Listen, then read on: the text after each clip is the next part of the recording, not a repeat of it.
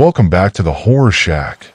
Tonight, we'll explore true horror stories for sleep that will keep you on the edge of your seat. But first, we would love you to comment where you're listening from and what time is it currently for you. And don't forget to like and subscribe for more spine-tingling episodes. Now let's get comfy. Story 1. Fallers. I still can't shake the feeling that the world changed the moment the first body fell from the sky. It was just a brief moment, like a crack in the ground that no one notices until it spreads wide enough to swallow everything whole. When it happened, it didn't feel like the end of the world, not at first. It was just a strange accident, or so we thought. A freak incident, something people would talk about for a few days, and then forget. But now, I wonder if I had known then, if I had seen the warning signs early on, maybe I could have done something to stop it. But how could anyone prepare for something like this? How could anyone even imagine it? It started in a small town, just outside of my city. One morning, just like any other, the news broke. Someone had died, or so it seemed. But it wasn't the usual tragic car crash or heart attack that we had grown used to hearing. No, this was different. The body had fallen from the sky. At first, they said it was a freak accident, a skydiver who miscalculated his jump. Or maybe it was a prank, some elaborate stunt, they said. People dismissed it as nothing more than a bizarre and unfortunate event. Then, just a few days later, another body fell, and then another. The bodies were always naked, their expressions frozen in what could only be described as a grin. Not a natural, human smile, but something disturbing, something wrong. The eyes wide open, staring into nothingness. It wasn't just the sight of them that disturbed people. It was the silence that followed. No one knew what to say. No one knew how to react. And worse, no one knew why. When the bodies started to fall more frequently, people began to panic. The authorities tried to reassure us, but it was obvious they didn't have any answers. News outlets were flooded with reports of bodies falling from the sky in cities all over the world. Every day it seemed the body count grew higher, and it wasn't just in small towns anymore. It was everywhere. Major cities, suburbs, even remote villages. No one was safe. It wasn't long before people started asking questions that nobody could answer. Where were these bodies coming from? Why were they falling? And, most disturbingly, who were they? They all looked human, but there was something wrong about them. Their faces, their eyes, everything about them felt like something had been ripped away. They were empty shells, hollowed out with no blood, no organs. Just a body, nothing more. And then, the worst part came. People began to notice that they recognized some of the fallen bodies. A man saw his long-dead wife fall from the sky. A mother saw her son, who had been dead for years, fall right in front of her. How could it be possible? How could the dead be returning? But the more bodies that fell, the clearer the answer became. These were the people we had lost. The ones we thought were gone forever. And yet here they were, falling from the sky. Some said they were cursed. Some said they were ghosts. Others thought it was some kind of sick joke. But I knew deep down that this was no prank. No, this was something far more terrifying. And then came the day it hit too close to home. It was a Friday. The sun had barely risen when it happened. My mom was driving me to work. Nothing out of the ordinary. We were just talking about the usual stuff. Work life, the weather. Everything felt normal. Until it didn't. I'll never forget the sound. The sickening crash as the body hit my mom's car. The glass shattered. The metal crumpled like paper. It happened so fast. In the split second that it all unfolded, I couldn't even process it. I remember screaming, but I couldn't hear my own voice over the sound of the body slamming into us. When I finally managed to gather myself and look up, I saw her. The body that had fallen on my mom's car. It was twisted, its grin wider than any human face should ever be. My mom was gone, and the body, the thing that had caused it, had her face, her eyes, her mouth, but her expression wasn't right. She wasn't just dead. No, it was like she had returned in some form I couldn't understand. A hollow version of her. At that moment, something inside me broke. The horror wasn't just the body falling from the sky. It was that my mother, my real, living mother, might not really be gone. She was out there somewhere, trapped in some endless loop of death and rebirth. The thing that had fallen was just a glimpse of something far worse. But no one could help. The authorities just kept saying, "We don't know." No one could explain why the dead were coming back. No one could tell us if it would stop. We were told not to worry, that it was just an isolated phenomenon. But the bodies kept coming, and they kept getting worse. And the thing about the bodies, they never stayed gone. It didn't matter how many times they were buried or burned. They always came back. My mom's body, her thing, was taken away, of course, but a few weeks later, it fell again, right in front of our house. There it was, that grin again, that twisted smile that wasn't hers. The body was no longer just a body. It was her body, but something had shifted. It wasn't just that her face was wrong. The whole thing was wrong. Like something that didn't belong in this world had come back to make us suffer. The panic spread. Cities were evacuated. People didn't know where to run. Governments, scientists, religious groups, no one had an answer. We were all just waiting for the next body to fall. But there was one thing that kept bothering me. One thing that haunted me more than the bodies themselves. Why did they look so familiar? And I wasn't the only one asking that question. All over the world, people began to realize the same thing. They weren't just random bodies. They were people we had lost. People who had died long before the fall started. Family, friends, neighbors, they were all coming back. And no one could figure out why. It was when I heard about the research in Poland that things started to make sense. A scientist in a small village in the Carpathian Mountains had made a disturbing discovery. He had recognized one of the bodies as his brother, someone who had died years ago. At first, he thought it was just another body, another freak accident. But the more he looked into it, the more he realized that something was deeply wrong. These weren't just random deaths. No, these bodies were part of something much older, much darker. There was an ancient curse tied to the fallers, a curse that had been passed down through generations. The fallers weren't just random victims. They were souls, lost, trapped souls, condemned to return again and again. Once this knowledge spread, things only got worse. People everywhere started recognizing their own dead relatives among the fallers. The horror was no longer just about bodies raining from the sky. It was about the people we had loved. Now they were all coming back, and there was no way to stop them. And that was when the world started to crumble. Cities became death traps. Towns were completely wiped out. The bodies fell relentlessly. No matter what we did, no matter how many we buried or burned, they kept coming. The dead weren't just coming back for revenge. No, it wasn't that simple. They were trapped, and they were coming back because they had no other choice. And that's the part one still don't understand. The part that keeps me awake at night. Were they really our loved ones? Or were they something else? Something worse? Trapped, forever returning, never finding peace. What does that mean for us, the living? As I look up now, I can still hear the sound of bodies crashing from the sky.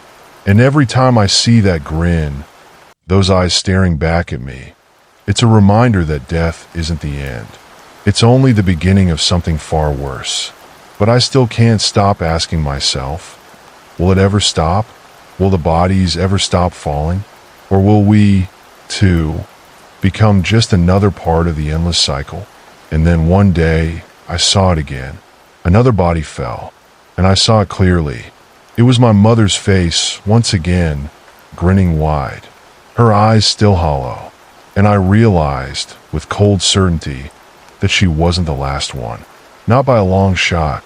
This isn't over. Not by a long shot, and maybe it never will be. It wasn't just the sight of bodies falling from the sky that started the panic. It was the sound. The first fall I witnessed was on a clear morning, the sky unblemished by any cloud. I was standing in my window, having just poured myself a cup of coffee, when I heard something, a crack, like the sound of thunder, but sharper, faster. I looked outside, half expecting to see a storm rolling in. What I saw instead made my heart stop. A body. It fell from the sky, twisting mid-air, its limbs flailing helplessly as it plunged toward the earth. It was a man, but I couldn't make out his face. His body too contorted in the fall. He hit the ground with a sickening thud, the impact sending up a cloud of dirt, rocks, and debris. For a moment, everything was still. The world seemed to hold its breath. And then, it was like the world was screaming. People rushed out into the street, their faces blank with shock. My neighbor, Mrs. Rodriguez, was the first to approach the body. Her footsteps echoed down the silent street as she carefully stepped over the wreckage. I don't know if she was trying to help, or if she was just drawn to the scene, but what she saw, what we all saw, made the air thick with dread. His face, his expression, it was wrong. The body lay face up, eyes wide open, mouth contorted into a grin so unnatural, so terrifying, that I thought I might vomit right then and there. His eyes were bloodshot, yet unblinking, locked in a fixed gaze that seemed to pierce straight through you. And his smile, it was grotesque. Not a normal smile, but something forced, like his jaw was locked in place, his skin stretched to an impossible degree. Mrs. Rodriguez stepped back, and in that moment, I saw the fear in her eyes, the same fear that was beginning to spread through the crowd gathering around the body. People muttered, some in disbelief, others in confusion. Some even speculated that it was a hoax. After all, how could something so bizarre, so impossible, be real? But then, as the paramedics arrived and began to assess the situation, more bodies began to fall. The second body crashed just a block away, and then the third, and then the fourth. It was like the sky had opened up, and they were dropping down from the heavens. Each one was just as unsettling as the last. Bodies twisted and broken, all wearing that same unsettling grin. By the time the fifth body fell, the police had cordoned off the street, and the news had begun to report the incident. People were panicked, unsure of what was happening. The authorities weren't much better. They had no answers, only confusion. I couldn't help but feel a strange sense of dread. I couldn't explain it, but something about the fallers, what they looked like, the way they fell, felt too deliberate, too calculated to be an accident. As the days passed, things started to escalate. The falls didn't stop. They increased in frequency. The bodies came in droves, hundreds at first, and then thousands, all around the city, all around the world. They began falling like rain, hitting the ground with sickening force, causing massive destruction in their wake. Cars were crushed beneath them, buildings were destroyed, highways were blocked, making travel impossible. People fled in panic, but the bodies followed them, falling from the sky wherever they went. And each body was more horrifying than the last. The first few were strangers, people we didn't know. But then the faces began to change. I began to recognize the fallen. My aunt, dead for years, dropped onto a highway. My old high school classmate, her face twisted into that same awful grin, landed in front of my house. It was as if the world had become a funeral pyre, and the dead had been given no rest, no peace. They returned in force, relentlessly. The fallers, as people began to call them, had no blood, no organs. Their bodies were hollow shells, lifeless husks that didn't even seem to belong to the world of the living. And yet the smile, the grin, it remained. Impossible, unreal, horrifying. By the time I saw my own mother's face among them, I had begun to wonder if the world was ever going to return to normal. It was a late evening when I got the call. I was sitting in my living room, staring at the television, when my phone rang. It was my father. His voice trembled when he spoke. "Something happened to your mom," he said, his voice strained. "There was an accident. She was driving, and one of those things fell on the car. I felt my stomach lurch. The fallers. I didn't need to ask which one. I already knew. I raced to the crash site, heart hammering in my chest. My father stood there, his face pale, his hands shaking. He was staring at the wreckage, but his gaze was fixed on something beyond it, something far worse. And there, amidst the twisted metal of the car, was her face. Her smile. The same unnatural grin that had come to define the fallers. I don't know how long I stood there, just staring at the body, at her face, at the smile that should not have been there. It wasn't my mother. It wasn't her anymore. It was something else. Something that shouldn't exist. Something that was beyond the natural order of life and death. The authorities couldn't explain it. No one could. They sent teams to try to remove the bodies, to bury them, but it didn't matter. Every time they tried, the bodies returned, over and over again. No matter how many were taken away, no matter how many were cremated, it was always the same.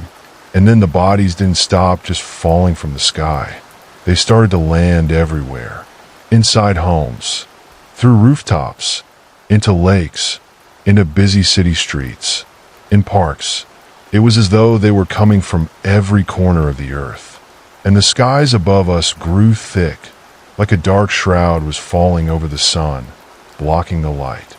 It wasn't just the sight that haunted me. It was the sound of bodies hitting the ground, of bones shattering and flesh splattering. It was a sound that would echo through my dreams, a noise I could never forget. People fled. Entire cities were abandoned. It felt like the world was falling apart at the seams. The governments declared martial law, but it did little to contain the chaos. The fallers didn't care about borders or walls. They came anyway, relentless, unyielding, a storm of death falling from the sky. And that's when I heard about Poland. A researcher, working in a small village near the Carpathian Mountains, had made an extraordinary discovery. One of the bodies that had fallen from the sky was not a stranger. It was his brother, who had died years ago in a car accident. I don't know what drove me to follow up on this. I don't know why I thought I might find answers in a place as far away as Poland, but I couldn't stop myself. The researcher, his name was Tomasz, had started looking into old folklore, ancient curses, and tales of the undead. What he found was chilling. The fallers, he discovered, weren't just random bodies. They were the souls of the unjustly dead, cursed to return to the world of the living. They were trapped in a never-ending cycle, falling from the sky, always searching for something they could never find. Peace. And the most terrifying part? The curse had been set into motion centuries ago. It wasn't something that could be stopped. The fallers weren't just coming for revenge. They were lost, trapped in a loop that they couldn't escape. The more I thought about it, the more I realized that the fallers weren't just falling for no reason. They weren't coming because of some freak accident. They were coming because they had no choice. Their return was inevitable. And now, they were coming for me. That night, I saw the body fall again. It hit the ground with a sickening thud. And there, staring up at me with that same twisted grin, was my mother's face. I wanted to scream, but nothing came out. The fallers never stopped coming. They never would. And as I stood there, surrounded by the bodies of the dead, I realized something that I couldn't escape. The dead don't rest, and neither will I. I was standing in the street, frozen, staring down at my mother's face in the dirt. The grin was impossible, grotesque, as though the very nature of her death had twisted her soul, rendering it unrecognizable. I couldn't move. I wanted to scream, to run, but something rooted me to the spot. My heart hammered in my chest, but it was as though my body had betrayed me. No matter how much I willed it, my legs refused to move. The smell of the dirt, the rot, the burnt scent of fire rising from the nearby wreckage filled my nostrils. The world had become a carnival of horrors, each new fall more terrible than the last. And now my mother, My real mother was gone, replaced by this thing, this creature that wore her skin. Don't look at it. Just don't look, I whispered to myself, but I couldn't turn away. The thing beneath me, my mother's body, or what was left of it, seemed to pulse with an unnatural energy, the skin twitching, almost imperceptibly, as though something inside it was struggling to get out. The ground beneath my feet began to shake, the low rumble vibrating through the earth. I staggered back, the dread intensifying. The air grew thick, suffocating, the weight of the world pressing down on my chest. And then I heard it, the soft, distorted whistling of wind. It wasn't natural, not like a breeze. No, this was different.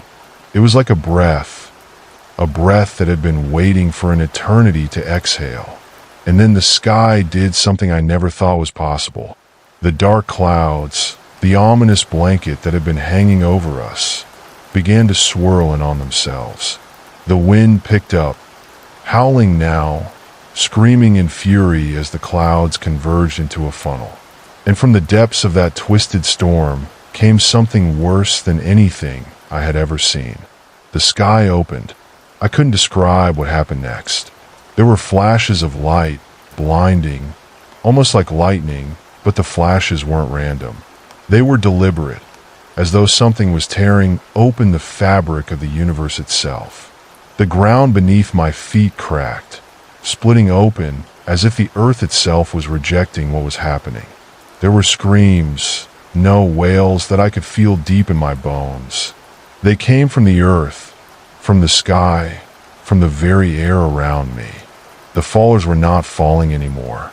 They were rising. As I stood there, stunned, the bodies I had witnessed drop from the sky, the twisted, broken forms, began to move. At first, it was subtle, just a twitch of a finger, the faintest shift in a body's position. But then, as if on cue, they all began to rise, one by one. Their bodies, previously lifeless, now shuddered with a sickening, unnatural animation. It wasn't a resurrection, it was something far worse. It was a rebirth of sorts, but not the kind anyone would want. And then, they moved. The first body that stood up, my mother's, was the worst. Her head tilted at an angle that shouldn't have been possible, the skin of her face stretching unnaturally as her eyes began to open. They weren't her eyes anymore. They were dark, hollow pits, voids that sucked in everything around them. Her mouth opened, the grin still plastered on her face, but now it was more than that. It was as if her entire jaw had been unhinged. A low growl, no, a snarl, rumbled from her throat, sending a chill down my spine. I wanted to scream. I wanted to run. But the others, the fallers, they were rising too. From every corner of the city, from every street, every alley, the dead were awakening, pulling themselves from the earth like marionettes on invisible strings. Their movements were jerky at first, as though they were fighting against some unseen force. But slowly, steadily, they began to walk. And when they walked, it was as if the earth trembled beneath them, as if their very presence disturbed the laws of nature. It was as if the fallers weren't just ghosts or corpses. They were an infection, a plague, and I was part of it. Get out, I whispered, taking a step back. I didn't know who I was talking to anymore. The world was turning into something unrecognizable, and I could feel it. Whatever was causing this, whatever curse was pulling these souls back from the other side, it wasn't just a freak occurrence. It was deliberate. It had purpose. But what was it? What was all of this? And then, something I hadn't expected happened. The sky split open again. A figure emerged from the storm. It wasn't human, not in the way we understood humanity. It was tall, unnaturally tall, its limbs thin and spindly, its face obscured by shadows. But even in the darkness, I could see something. The shape of its eyes. It had no pupils, just black voids, endless and deep, like two pools of ink. It floated above the ground, hovering just above the heads of the rising fallers. Its presence was suffocating, its mere existence oppressive. The moment I laid eyes on it, I knew it wasn't here to help us. It was here to finish something it had started long ago. It raised a hand, and the world screamed. The fallers screamed. They didn't just rise now, they thrashed. Their bodies contorted as if in agony, but they were beyond pain. They were beyond life itself. The curse was spreading, and it was feeding on them. It was feeding on all of us. The sky above us began to crack open further, the rift widening with every passing second. There was no way to escape it now. The wind was howling, pulling everything in its path toward the center of the storm. The ground beneath me split, the city itself crumbling as if the world itself were being torn apart. I ran. I ran without thinking, without any destination in mind. My breath was ragged, my legs shaking with each step. I couldn't look back. I couldn't see what was behind me, what was coming for me. The fallers were relentless, their twisted faces following my every move. Their grins, those horrible, impossible grins, were etched into my mind, chasing me like ghosts. The storm intensified. The sky cracked open wider, revealing something. I couldn't quite comprehend it at first, but as I ran, I could feel it, a presence. Something ancient, something older than time itself, beyond life and death. It wasn't just the fallers. It was something that was pulling them into its grasp. And I was next. I didn't stop running. My heart pounded in my chest, my blood rushing in my ears. I couldn't breathe. The air was thick now, suffocating, pressing against my lungs as though it was alive, as though it was trying to choke the life out of me. I reached the outskirts of the city, but there was no relief. The storm was everywhere. The fallers were everywhere. It was as though the entire world had been swallowed by it, consumed by this curse. And I realized with horror that it wasn't just my city, my country, it was the entire world. The fallers had come for all of us, and there was no escape. The figure, that thing that had emerged from the storm, was following me now. I could feel its eyes, even if I couldn't see them. The voids, the darkness. It was closing in. I stumbled. My legs gave way beneath me, and I fell to the ground.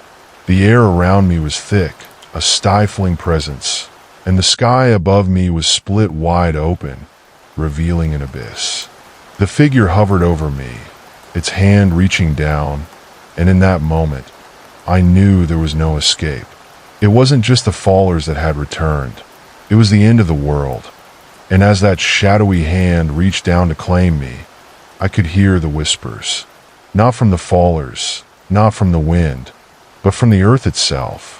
The curse had been set in motion long ago, and it was too late to stop it now.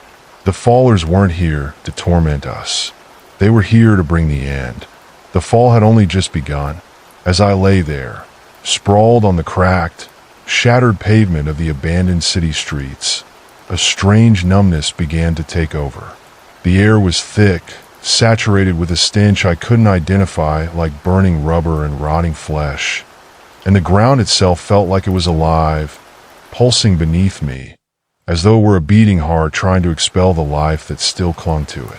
The dark figure above me hovered silently, its form twisted in the windless void, a shadowy, ephemeral thing that radiated a terrible presence.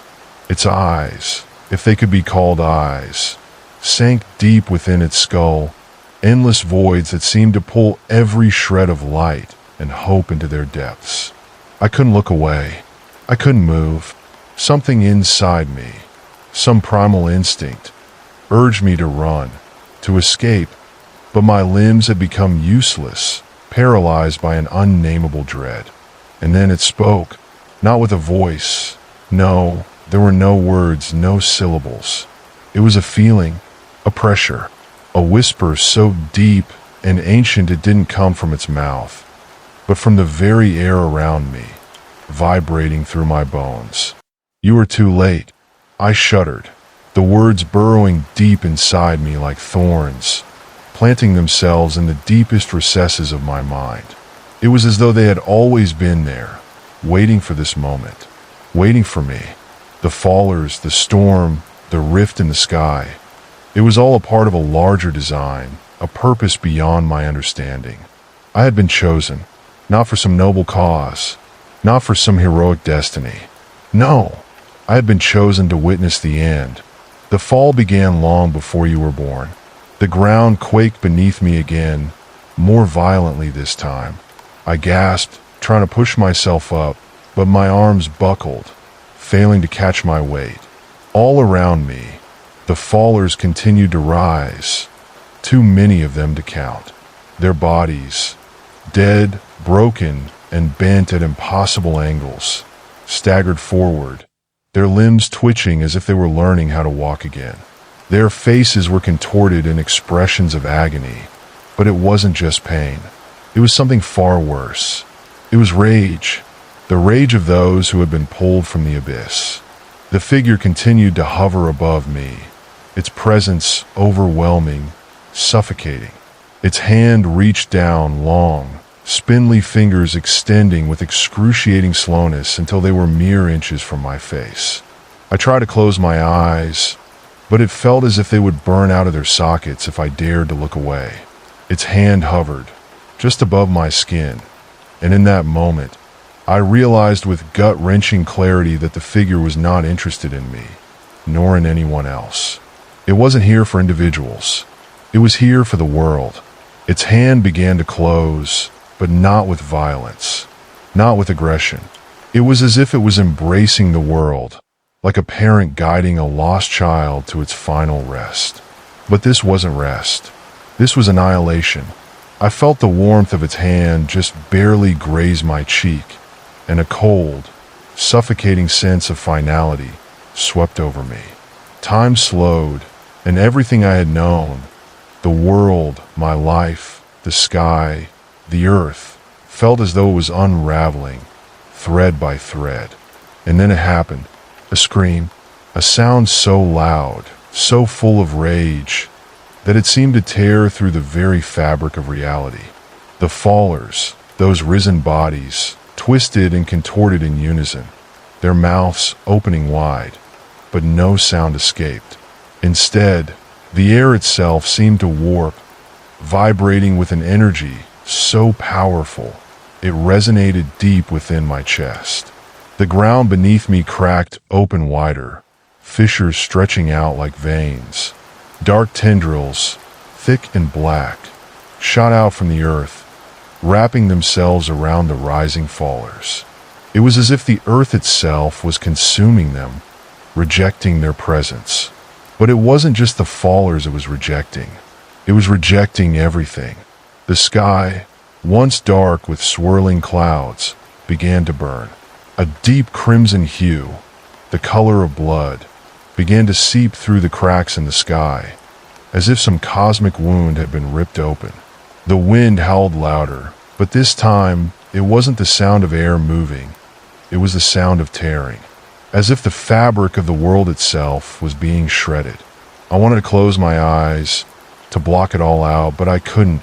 I couldn't look away from the terrible beauty of it. I felt myself being pulled closer to the center of the storm, as if the air was itself alive, feeding off my fear, feeding off my hopelessness. The fallers writhed in pain, their forms becoming more grotesque, their once human features morphing into something alien and wrong. Their bodies twisted and cracked, breaking apart and reassembling into horrific new shapes, like something trying to crawl its way out of a nightmare. And then I saw it, in the center of the storm, beyond the figure's dark hand, beyond the writhing fallers and the quaking earth, I saw a shape, an enormous, grotesque thing. It was the source of everything, the creator of the fall. It was massive, impossibly large, its form coiled and spiraled, stretching and folding in on itself, as though it was a creature too vast to be understood by human eyes. Its surface was slick, like dark oil, rippling and shifting constantly, as if it was alive and conscious. Its presence was suffocating. It was the embodiment of nothing, a thing that existed in the space between worlds. It was the origin of the curse, the force behind the fallers, and the reason for everything. The rift in the sky, the rising of the dead, it had all been part of this thing's plan. The fall was not random. It was a sacrifice for something older than time itself, something that had been lying dormant, waiting for the moment when the world would crack open and it could emerge. The sky above began to split wider, and the ground continued to shudder beneath me. The creature, the thing in the center of the storm, was pulling the fallers toward it, toward its vast, writhing form.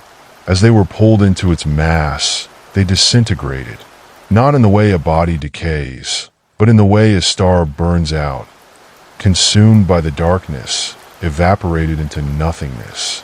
The world was collapsing in on itself, every ounce of existence folding in, crumbling, and vanishing. I didn't have much time. I knew that now. Whatever had begun couldn't be stopped. There was no fight left, no hero who could rise to stop it. The world had already fallen, and all that was left was the end. And in that end, the fallers were gone. The storm, the dark figure, the earth that shook, it all vanished like smoke. It didn't fade. It didn't dissipate. It simply stopped. 1 second, it was there, and the next, it was as though it had never been. I was alone. The city was gone. The earth was gone. The sky was a cold, empty void, untouched by time, untouched by life. And in that silence, the only thing I could hear was the sound of my own breath, the breath of someone who had survived. But for what? What was there left to survive for? I sat there, staring into the vast emptiness, knowing that the fallers were gone, and yet, something else had taken their place. A new world was being born, and I was the only witness. As the void swallowed me whole, I understood. The fall had only just begun. I suddenly woke up, my heart pounding, and I could barely breathe. The nightmare still felt real, but as my eyes adjusted to the dark of my room, everything from the dream started to disappear. The fear, the sweat on my skin, it was all just a dream. I looked around, seeing my familiar bedroom, and took a deep breath. It was over. It wasn't real. But even then, a small part of me wondered, what if it wasn't just a dream? Are you currently enjoying the story? Go ahead and pause for a sec. Hit that subscribe button and give this video a like. It really helps me get feedback. Thanks, and now let's continue the story. Story 2. They say that the hardest part about hiding is knowing that someone's out there looking for you. But what if that someone has no idea what they're really looking for? What if they're not even sure if they want to find you at all? I remember the first time I got the call. It was late, a little after midnight, and I was half asleep when my phone rang. It was my brother Jake. He sounded out of breath, like he'd been running. "I can't find her," he said, his voice shaky. "I don't know where she is." At first, I thought he was joking. We were out at the old farm, playing our usual version of hide and seek, an adult game we'd started doing a few years ago. It's not like we ever meant to scare anyone, but we liked the thrill. I know it sounds weird, but the idea of being lost on that farm, surrounded by woods, creaky houses, and empty barns, it just felt different when we were adults. Like we could handle the fear, but at the same time, it felt real. This time, though, something felt off. "Wait, what do you mean you can't find her? She's just hiding, right?" I asked, rubbing my eyes as I pulled myself out of bed. Jake didn't answer right away. "I think something's wrong. She's not in the barn, not in the house, and I can't find her anywhere." I could tell he was starting to panic. I hadn't heard him this freaked out in years. So, I grabbed my jacket, my flashlight, and headed out the door, the cool night air biting at my skin. The farm was a good hour away, but I was already in the car before I realized I had no idea what was really going on. Was this part of the game, or was something else happening? By the time I got to the farm, the silence was almost too much to bear. No crickets, no wind, no sounds of animals moving around. Just quiet, the kind of quiet that feels wrong. I parked my truck by the field and scanned the area. The barn was on the far end of the property, the old house barely visible through the trees. Something about the place made my stomach twist in knots. It wasn't the first time we'd been here, but tonight felt different. The house, once full of life, was falling apart. Broken windows, a rotting porch, and the smell of mildew hanging heavy in the air. But tonight, the farm didn't just look abandoned. It looked forgotten, like no one had stepped foot on the land in years. "Jake," I called, my voice echoing into the empty night. No answer. I stepped out of the truck, shining my flashlight across the field. Nothing moved, not even the grass. It felt like the whole place was holding its breath. I moved toward the barn, my boots crunching on the gravel path. As I got closer, I thought I heard something, a faint scraping sound. At first, I brushed it off, assuming it was just the wind, but then it came again, a slow, deliberate sound that made the hairs on the back of my neck stand up. I stood there for a moment, frozen. Could it be Jake? Or was it something else? I called his name again. This time, there was no mistaking it. The sound had stopped. Everything was still. I pushed open the barn door, which creaked in protest. The air inside smelled of decay and rust. Dust hung in the air like fog, and the shadows seemed to stretch farther than they should have. I took a step inside, flashlight beams sweeping across the room. Nothing. No one. I was starting to get angry now, my nerves on edge. I walked deeper into the barn, shining my light over the tools, hay bales, and old furniture scattered about. A few old chairs, broken and rotting, sat in the corner, but no sign of anyone. Where could she be? Then I heard it, something faint, barely noticeable, a soft, muffled sound coming from the far corner. My heart skipped a beat.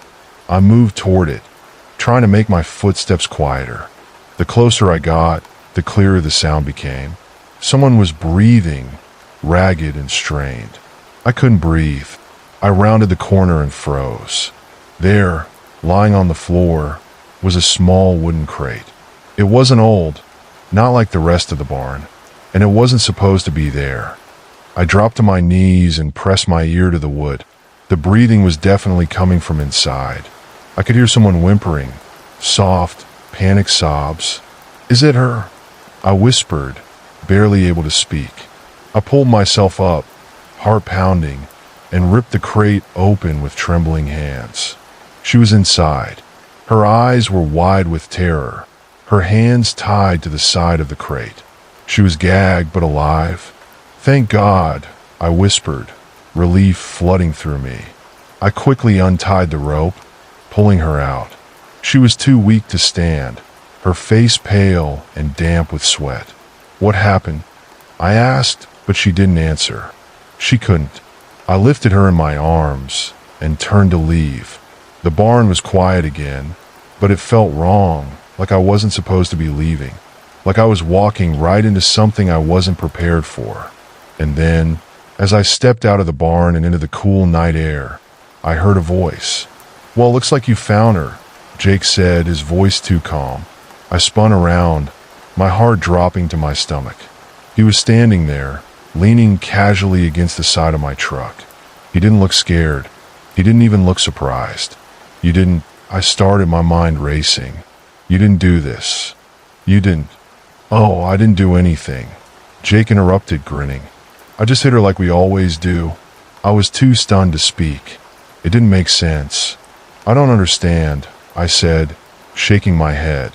"Where's the rest of it? The rest of the game?" Jake stepped forward, that grin never fading. "You're still playing, aren't you?" Jake's grin never wavered, but something in his eyes wasn't right. It wasn't the usual mischievous spark that I was used to seeing when we played our twisted version of hide and seek. This time, there was something darker behind his smile. I looked down at the woman in my arms, her body shaking, her eyes still wide with fear. I wanted to ask her what happened, what went wrong, but the words wouldn't come. My mind was still trying to make sense of what Jake had said. "You're still playing, aren't you?" He repeated, that same unsettling calmness in his voice. My stomach twisted. Something wasn't adding up. I had thought we were all in on the same game. We always played this way, hiding in different parts of the property, getting lost in the woods, sometimes making it a little more real than it should have been. But this was different. It was too real. I stepped forward, my heart pounding harder now. "What do you mean? I'm still playing." Jake didn't answer right away. Instead, he pushed off the truck, walking toward me with slow, deliberate steps. "Look, you're just mad because you didn't think to check the crate, right? You thought she was hiding in the barn, didn't you? The game's over, man." The tone in his voice made me feel cold, but it wasn't just the chill of the night air. I could feel my hands tightening around the woman in my arms. She was barely conscious now, but there was something about her expression that still haunted me. She wasn't just scared. She was terrified. Terrified in a way that didn't fit into our normal routine. "Jake, what the hell is going on?" I demanded, taking another step toward him. "Where's the rest of the game? The rest of the people?" He chuckled softly, the sound too quiet, too distant. It didn't feel like Jake at all. "You'll figure it out. You always do." Suddenly, the night around us felt heavier, more oppressive. I glanced around, scanning the empty fields, the barn in the distance, the old house just barely visible through the trees.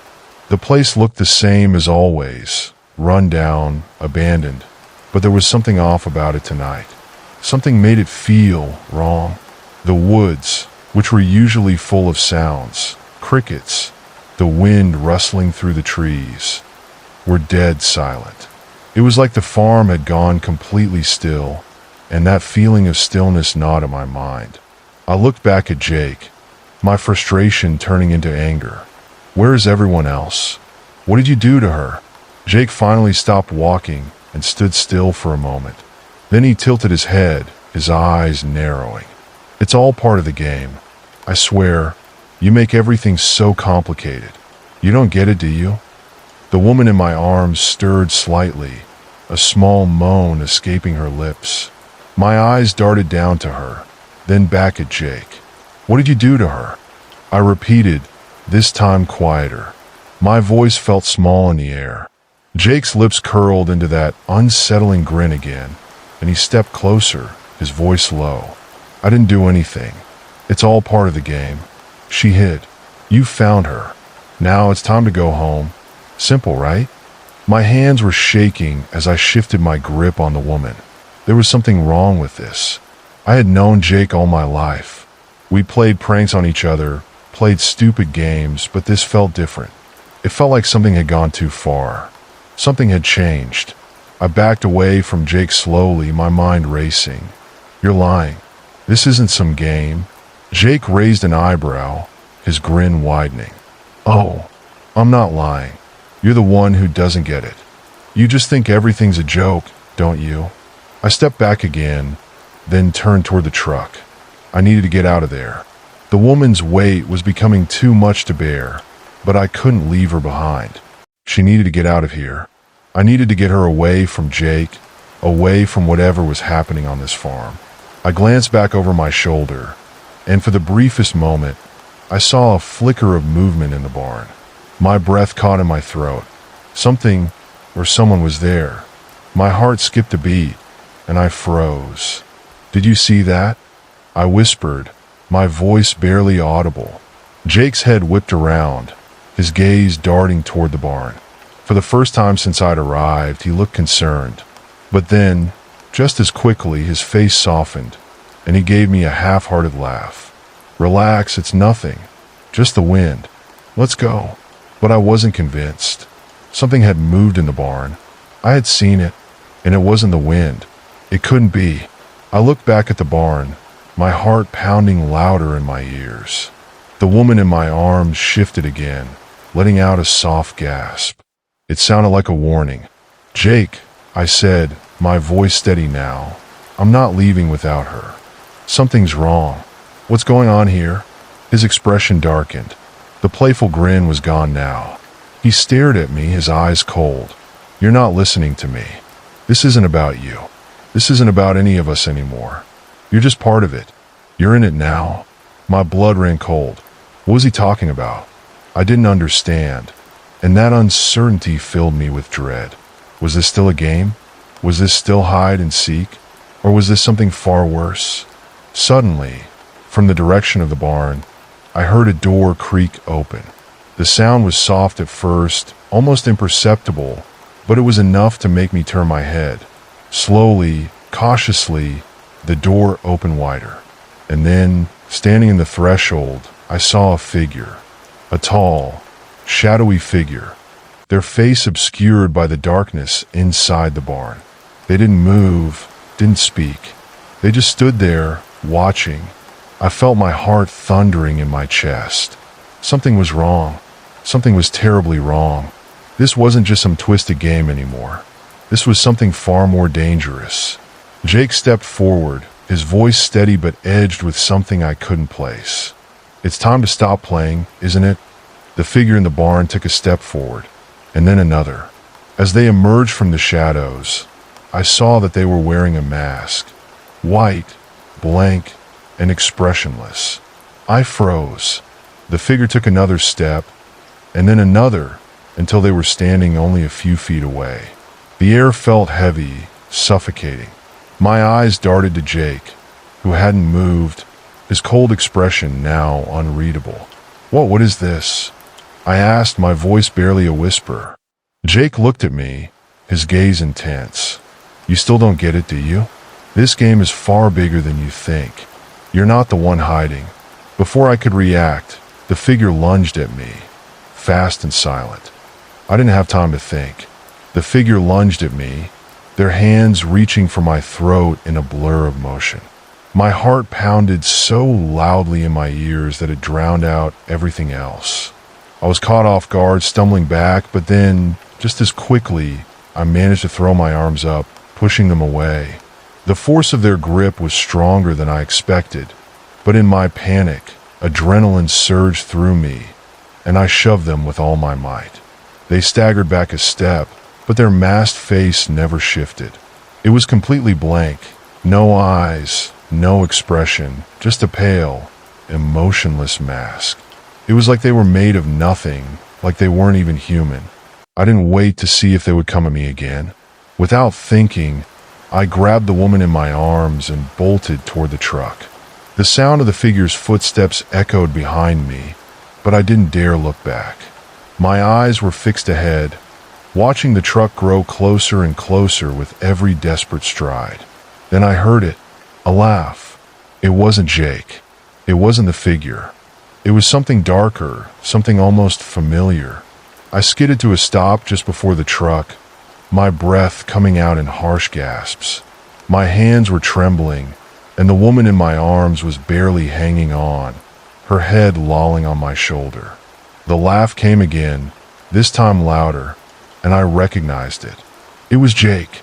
I whipped around to see him standing by the barn door, his grin now twisted into something malevolent. He was watching me with those cold eyes, as if everything that had just happened was nothing but a joke to him. "Jake!" I shouted, my voice cracking. "What the hell is going on? What did you do?" He didn't answer. Instead, he motioned toward the barn, where the figure was now standing still, watching, waiting. The tension in the air was suffocating. My mind raced, but no matter how hard I tried, I couldn't make sense of it. This wasn't some prank anymore. This wasn't a game. It couldn't be. I glanced back at the woman, whose body was starting to go limp in my arms. Her breathing was shallow, and I couldn't shake the feeling that she was slipping away from me. I had to get her out of here. Turning back to Jake, I said in a low, desperate voice, "Help me. I don't know what's going on, but you have to help me. You have to." Jake cut me off with a sharp wave of his hand. His eyes narrowed as he spoke, his tone mocking. You really think this is about helping? That's adorable. No, this isn't about help. It's about survival. I stared at him, confused. My pulse was still racing, but my mind was clouded. Survival? What the hell did he mean? Suddenly, the barn door creaked open wider, and the figure took a step forward.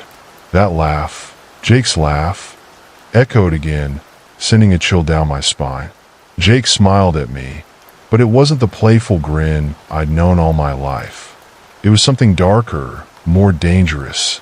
You're still playing. Whether you realize it or not, you're part of it. You can't run from this. Not anymore. Before I could respond, the woman in my arms shifted again, her eyes fluttering open, just briefly. She whispered something, but I couldn't make it out. I bent down closer, trying to catch her words, but she was slipping away fast. My heart twisted with guilt. She didn't deserve this. None of us did. And then I understood. Jake wasn't the one hiding. I was. Everything came rushing back. Every twisted prank we'd played, every game of hide and seek, all of it. This wasn't just a game. This wasn't just us anymore. We were all trapped in something far darker than I'd ever imagined. Where are they? I asked, my voice trembling. My eyes shot around the yard, scanning the dark edges of the property. I wasn't even sure if I was speaking to Jake anymore, but I needed answers. Jake's grin faded. For the first time, there was a flicker of something I couldn't quite place, in his eyes. You still don't understand, do you? You're already too far in. There's no going back now. The figure from the barn took another step forward, their slow, deliberate movement sending a jolt of fear through me. I could see now that they were holding something, a long, sharp blade, gleaming under the dim moonlight. I turned and ran, my legs almost giving way beneath me. The woman was slipping in my arms, and the sound of heavy footsteps followed me, growing louder and closer with every passing second. I reached the truck, throwing open the door and trying to get her inside. But the moment I looked up, I saw it. The mound of dirt. It was right there in the middle of the field. I had seen it before, but never really paid much attention to it.